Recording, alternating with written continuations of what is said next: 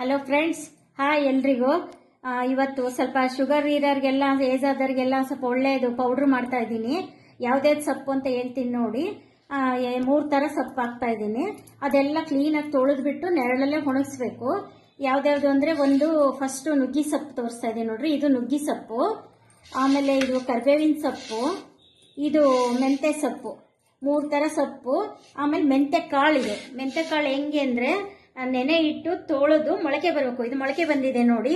ಮೊಳಕೆ ಬಂದು ಆಮೇಲೆ ಒಣಗಿಸ್ಬೇಕು. ಇದನ್ನ ಮೊಳಕೆ ಬಂದ್ಮೇಲೆ ನೆರಳಲ್ಲೇ ಒಣಗಿಸ್ಬೇಕು. ಇದನ್ನು ನೆರಳಲ್ಲೇ ಒಣಗಿಸ್ಬೇಕು. ಆಮೇಲೆ ಇದನ್ನು ಅಷ್ಟೇ, ಎಲ್ಲ ನೆರಳಲ್ಲೇ ಒಣಗಿಸ್ಬಿಟ್ಟು ನೋಡಿ, ಗರಿ ಗರಿ ಅಂತ ಇದೆ, ಹೀಗೆ ಗರಿ ಗರಿ ಬರ್ತಾ ಇದೆ. ಆಮೇಲೆ ಇದಿಷ್ಟು ಮಿಕ್ಸಿಗೆ ಹಾಕೊಂಡು ದಿನ 1 ಲೋಟ ನೀರು, 1 ಚಮಚ 1 ಲೋಟ ನೀರಲ್ಲಿ ಹಾಕೊಂಡು ಕುಡಿಬೇಕು. ಶುಗರ್ ಕಡಿಮೆ ಆಗ್ತಾ ಬರುತ್ತೆ. ಆಮೇಲೆ ಈ ನುಗ್ಗಿ ಸೊಪ್ಪಲ್ಲಿ ಕಬ್ಬಿಣಾಂಶ ಇರೋದ್ರಿಂದ ಶಕ್ತಿನೂ ಬರುತ್ತೆ. ಎಲ್ಲ ಒಳ್ಳೇದು ನೋಡಿ. ನೀವು ಮಾಡ್ಕೊಳ್ಳಿ. ಪೌಡ್ರ್ ನೋಡಿ ನುಣ್ಣಗಾಗಿದೆ. ಬೆಳಗ್ಗೆ ಎದ್ದ ತಕ್ಷಣವೇ 1 ಸ್ಪೂನು 1 ಲೋಟ ನೀರಿಗೆ ಹಾಕ್ಕೊಂಡು ತಗೋಬೇಕು. ಆಮೇಲೆ ಚೆನ್ನಾಗಾಗುತ್ತೆ. ಆರೋಗ್ಯ ಎಲ್ಲ ಶುಗರು ಎಲ್ಲ ನಾರ್ಮಲ್ ಬರುತ್ತೆ. ಆಮೇಲೆ ನೋಡಿ, ಚೆನ್ನಾಗಿ ಆರೋಗ್ಯ ನೋಡ್ಕೋಬೇಕಲ್ಲ, ಇವಾಗೆಲ್ಲ ಮಾಡ್ಕೊಳ್ಳಿ.